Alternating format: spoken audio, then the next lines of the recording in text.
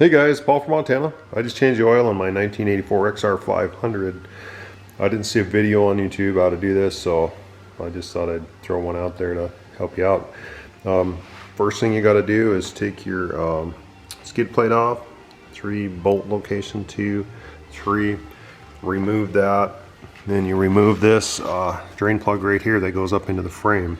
It's a dry sump bike, it has oil in the frame. This will drain it out of the frame location. On the other side of the bike, right behind the shift lever, is the actual drain plug for the crankcase. It's right here.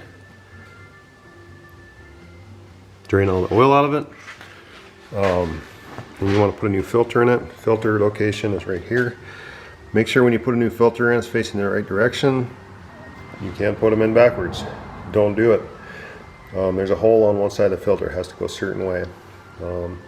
Then you put all the stuff back together, put a quart of oil in right here, let it run for a few minutes, and then add another quart. Capacity is 2.1 quarts.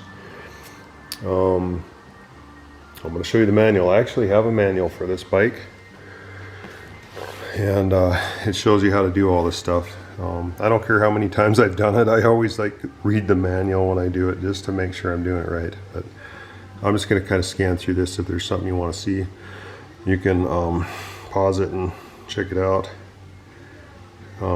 There's your oil capacity and yeah, oil capacity and recommended oils for this bike.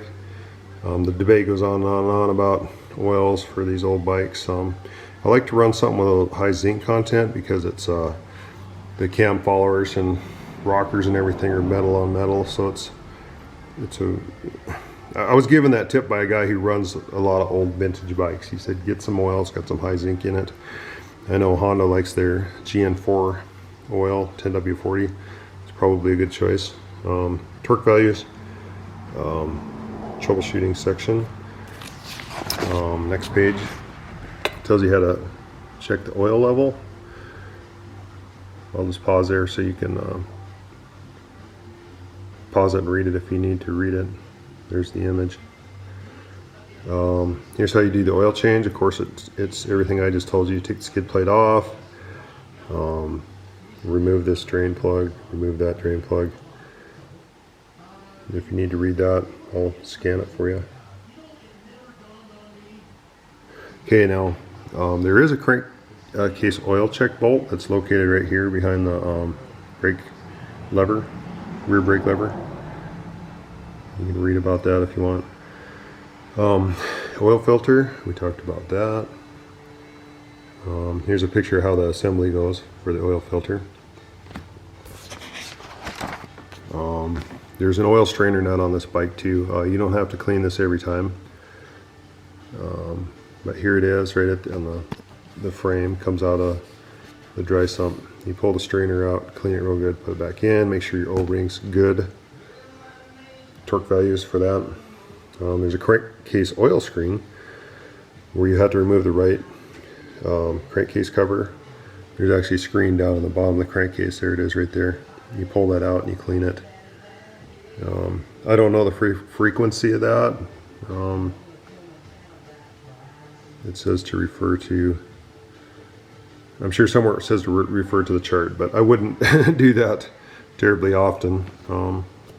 Anyhow, so I hope that helps. I thought it'd be cool to show you the manual because I have one, and all the information I gave you for changing the oils right out of the manual, so it should be accurate. So anyhow, this bike's running good. I just replaced the timing chain tensioner, and it made a world of difference. I fired this bike up, and it's so much quieter after putting that in there. It was a pain. I had to get the engine out to do it, but it was kind of nice because I could clean everything and just verify that it's all, you know, everything's tight, and get everything back together. And it's kind of like really good thorough maintenance to take something apart and get it all back together and check underneath that valve cover. Anyhow, I hope this video helps you, and thanks for watching.